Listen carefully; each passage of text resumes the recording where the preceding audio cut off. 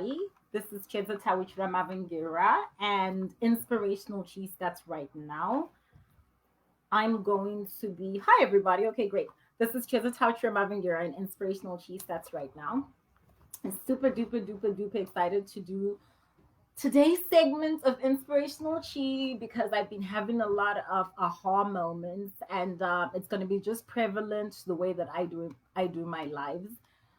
Usually, as you all know, for those of you, the few of you, my three views, welcome, who follow me, you'll know that I'm an iconoclast. I'm somebody who likes to go against the grain. I'm somebody who's comfortable being a trailblazer. I'm somebody who's comfortable doing things that are not uniform. I'm not a conformist. I have traditional values in pockets of places. I think when it comes to my personal life, my adherence to love, I believe in love. I'm a romantic diehard when it comes to my faith. Aside from that, I think that I'm somebody who likes to really test boundaries and question taboos.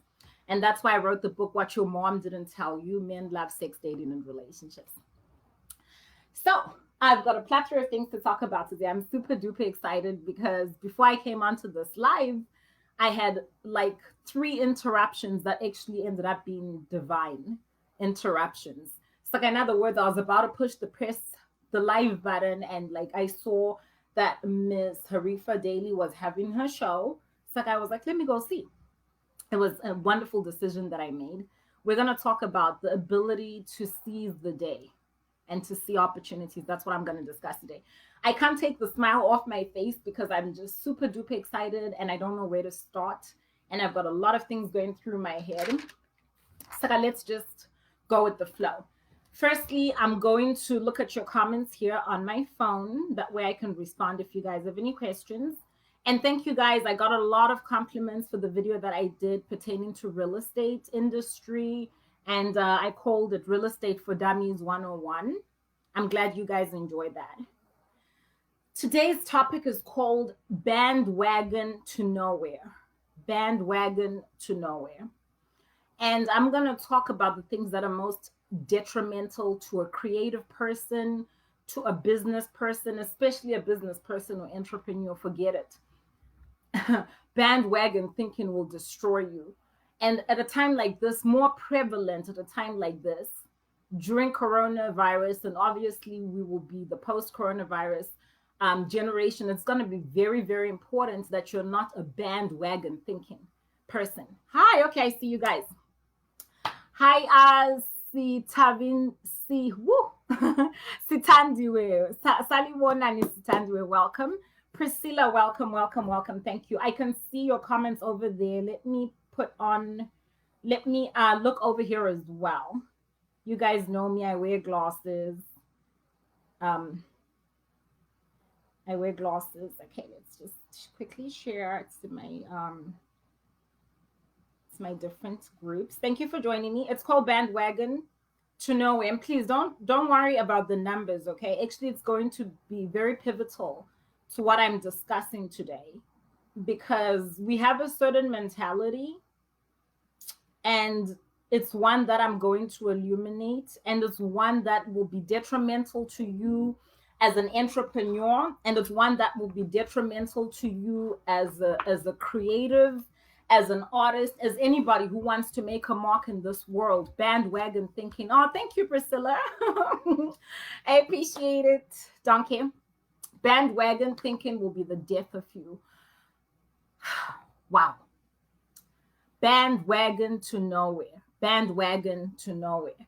Saka, first I'm going to give you the visual. I want you to just imagine Ngoro in a dongi.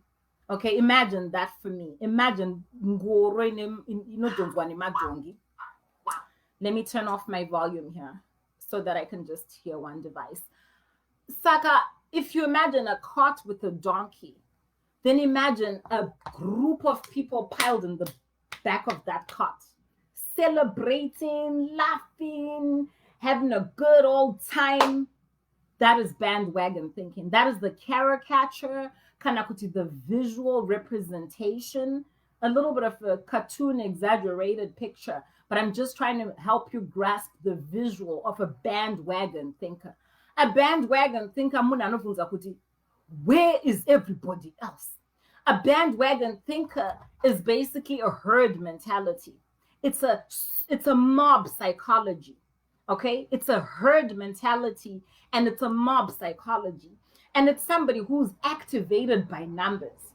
It's the kind of person who come onto this live and see with these 3 people and say, Apanavan.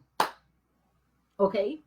It's the kind of person who will meet a billionaire asinakuwompotelwa nevanhu panenge pasina vanhu anenge ari munhu in regular clothes, nobody knows him, haana kunyorwa kunzi billionaire paforehead, and they'll be disrespectful and they'll be rude and they'll treat that person some sort of way because they're waiting for an opportunity. And they're waiting for this opportunity to be packaged and presented to them in the way that they think will be most pleasing to their senses, to their eyes. It's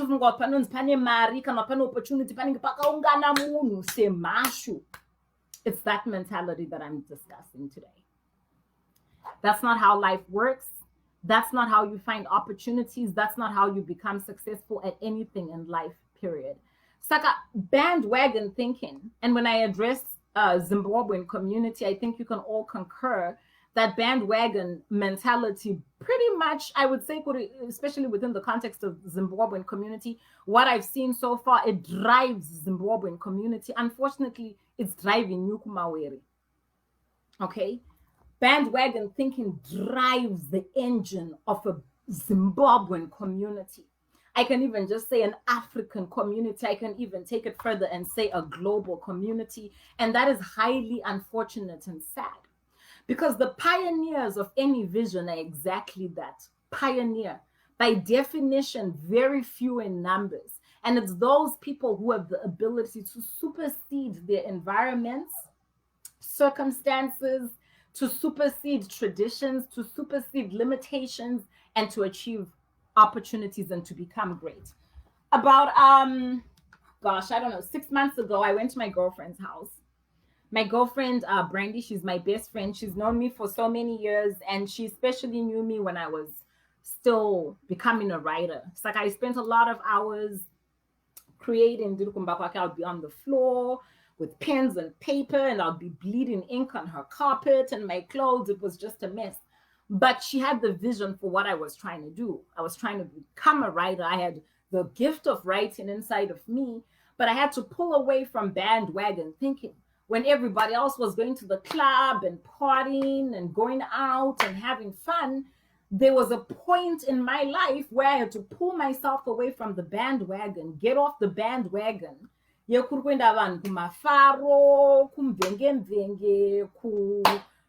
Whatever, wherever people go to gather. Now, please get me correctly. I'm not saying don't have a good time. I'm not saying don't hang out with your friends. I'm not speaking to that. I'm speaking about an inability at pivotal points in your life to have the authority, the vision, the thinking, the confidence, the inspiration to separate yourself from the herd. Because only when you separate yourself from the herd can you enter into a season of manifestation of your gifts. That's the only time that you can actually postulate and manifest the things that you wish and dream. There's got to be areas and pockets and times in your life where you've got the ability to be strong-minded enough to separate yourself from herd mentality. Right now, the predominant street mentality is doomsday, nobody's buying real estate, everybody's going under, the world is finished. It's all negative thinking. When the coronavirus pandemic, when this pandemic started, granted, it was a reasonable amount of fear. We were not informed. We needed to know how we're going to navigate ourselves. But beyond just that initial fear, I separated myself from the herd. I refused to be put myself into a pocket of depression. I separated myself from the bandwagon thinking, everything is going under. The economy has crashed. There's no more opportunities. It's death and dismay and crying. And I refused. I said, I'm going to separate myself from the herd because the herd mentality is fear. And this bandwagon thinking is headed to nowhere. I'm going to give you a real life example. I know the lady doesn't mind. I invited her to the video, but she inboxed me. We were going back and forth, just saying hello. And in the morning, when I woke up this morning, I had to go and leave some signage for real estate on a property. So when she said, Chiedza, what are you doing? Can I see someone in conversation? I said, let me get back to you. I'm just putting out some signage for real estate, right? And just in passing, I was just trying to explain to her why I couldn't talk to her. Panguvayo. So she said to me, let me read her message. She said, keep hustling. She said, are people buying in this environment? B, I know you're not going to be upset. She's followed me for a long time. She knows myself. Super duper smart, nice lady. Saka, I'm looking at her message and I'm thinking, dang, I wanted to respond and I did. But at the same time, I listened to Mr. Mawere, one of my mentors. He's a billionaire, he's a very wealthy guy, a multi-millionaire, I'm sure, billionaire mindset. And Mr. Mawere said, Chiedza, if you can ever wholesale your time, it's more economic for me to speak to 3 people simultaneously than to speak to 1 person at a time. Saka, this immediately gave me alarm, okay? She said, keep hustling. That's good. She said, are people buying in this environment? My question to you is, what environment are you talking about? This environment, what environment exactly are you talking about? Because the number one thing you have to understand and be super duper careful when it comes to business, being an entrepreneur, anything, is environments affect people differently. Different people within this same context of the coronavirus pandemic are going to be impacted differently. Companies that make ventilators, they made a shitload of money, forgive my French. Their sales went through the roof, skyrocket. I wish I'd had a business making ventilators. Number one, companies that make masks, surgical gloves, hospital disposables, anything in that arena, their sales skyrocketed. Gosh, I wish I had shares in that business. Any company that's going to be privileged, and any individuals who are going to be privileged to be shareholders or stakeholders when the vaccine comes out, they're going to make a lot of money. I wish I was privileged to that opportunity. Saka, when you say, are people buying in this environment? Are people succeeding in this environment? What are you making reference to? That kind of language, it scares me because it shows a bandwagon thinking where you just think that everybody is sitting in the same situation, perceiving the same problem the same way and being impacted by it uniformly. That's the death of a salesman. That's the death of an entrepreneur. That's the death of a creative mind. Let me start by telling you that not everybody is, I mean, okay, let me separate this. Let me qualify this. We're all very heartbroken because there's a pandemic, blah, blah, blah, and that's no fun for anybody. It's no fun to be limited in your movement, to be quarantined in your home, and so forth. That's not what I'm talking about. Cease and desist. Get off that donkey-pulled, tired bandwagon thinking that tells you that this existing climate is bad for everybody's business. It's not. It's not. My clients that I was helping today to start to showcase his home is somebody that I've been speaking to over a long period of time. And he's an older gentleman. He inherited the home from his mom.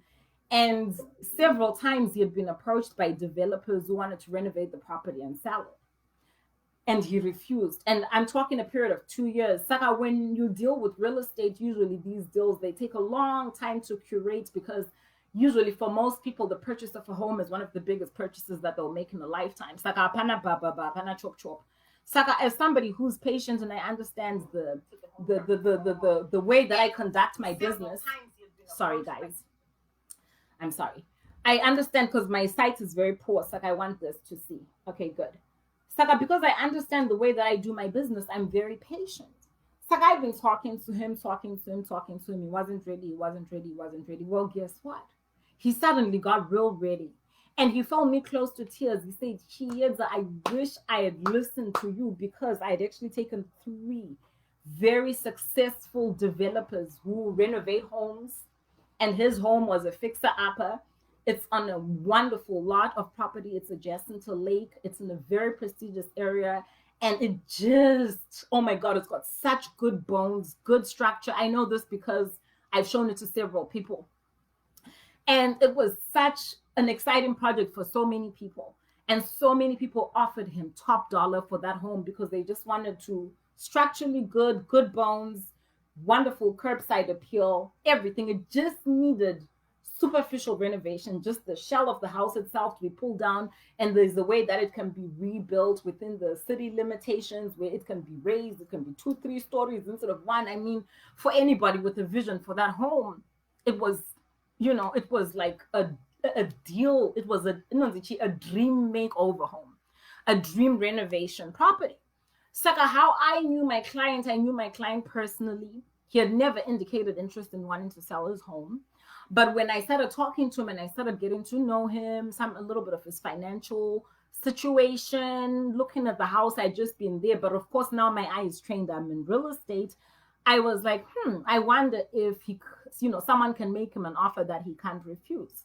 So I approached him and I said, I know you're not thinking of selling your home right now, but I know some people who might be interested in buying, right? So that's how that conversation ensued. The people went to look at the home, 3 different people. They made him great offers. No, no, and hell no. Okay? I think Kuti, he got the classical worm called greed. Okay? Because he was being offered top dollar, like I said. Like people who really were offering him top dollar. Because the house needed a lot of work. And to bring it up to par, the kind of home it is, the location, the neighborhood, the way that people in this zip code think, you'd have to dazzle.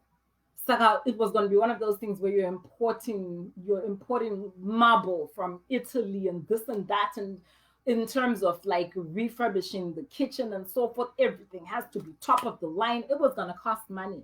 And then also take into consideration the amount of time, like I said in my previous real estate video, that the home would even sit on the market, because homes in this price range, they don't sell every day, because we were looking at reselling for at least,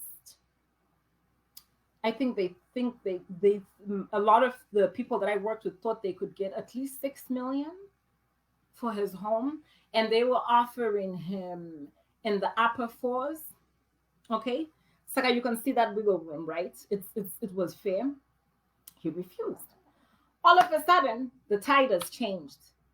Maria Kachiwana, from his transportation business, he's a private pilot. He does this and he does that. All that is shut down. Okay, due to the coronavirus. Sakai's source of income disappeared. He doesn't even know if he's going to be able to get back into business, because his business was the business of people gathering in places, and nobody's doing that. Sakai, I'm talking about party buses, kulungavanu, and so forth. Nobody's doing that. People are not traveling. People are quarantined to their homes. All of a sudden, the offer that we made him 2 years ago sounds mighty lucrative. Okay. So what he did is he got hold of me when people say, is there any business in this environment? And I said, I don't know what environment you're talking about. As an entrepreneur, I'm always aware that same environment is going to impact people differently. So as a real estate agent, I don't cry and go, oh my God, it's coronavirus. Everything is bad. There's no money.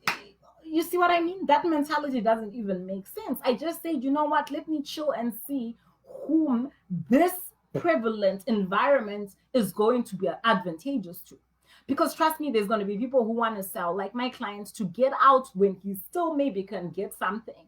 Because trust me, that offer's dropped. I don't know what it's been cut by. I'm making phone calls, but those same people who were like red hot interested are now like, we don't even know if we want to take on a renovation project right now. Okay, but that's not the point. There'll be someone who makes an offer, and I've got people who are messaging me, but they're going to make him an offer that's not half as lucrative as the one that they made him 2 years ago. It's like a business person, once again, will use this as an opportunity to leverage and negotiate someone down. Quick, listen, let's just say hypothetically I offered you 4 million last year. Sorry, I can't give you that right now for this property. I'm going to have to give you 2. Okay, this is just me making up numbers. I'm just letting you know how the game is played, right? Saka, still even in this environment, for those of you who think this environment is dismal, it's not. to an entrepreneur, to a developer, to somebody who's got their money in their back pocket. There's people who are sophisticated enough who save their money for times like this. I just tested with a hand to mouth. There's people who are sophisticated enough to know that in a climate like this, you can grab. And that's how people become rich. Because when everybody else is down, that's how they get up. Because it provides an opportunity for a market that was going up to be evened, to be brought down to entry level. People who are not able to conceive buying real estate 2 years ago might all of a sudden be in a situation to where they can walk onto a property now in this climate that was $4 million 2 years ago, going for two, kanakuti three. So to the right person, it's an amazing opportunity. And to the seller, they've got their reasons for selling. They could have lost the reason why they were able to sustain a mortgage payment on a home that's luxurious. All of a sudden, they just want out. They want out, and they want out before the market crashes further, and they want out with what they can get now because they're afraid that if they wait 6 more months, the byproducts, the repercussions, as we've discussed on other platforms, of this coronavirus might be actually more detrimental than the virus itself. So there's people who are wise and sophisticated enough to think that now is the time to sell, because if they wait for the market to plunge further, they're not able to cash their coin, and they're not willing to sit on that property without what used to be their source of income coming into to facilitate, to service the mortgage payments. They're not willing to sit and wait for the market to come around again. It could take a month, it could take a year, it could take 2 years, it could take 3 years. Who knows how long it takes for the market to bounce back. You see what I mean? So as an agent, thank God, I kept a positive mentality. I don't think with my business is closed, nobody's buying and selling. Basarato Pero, I didn't. Actually, I called a few of my clients, as I always did, and I said, hey, just checking in on you guys. Hope all is well. Maintenance. You guys are quarantined. If you need anything, I am available. So for all those agents and all those people in my business who have had a negative mentality, they're at a disadvantage, because guess what? Chiedza was working.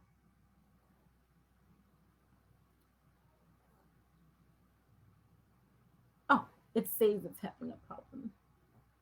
Okay.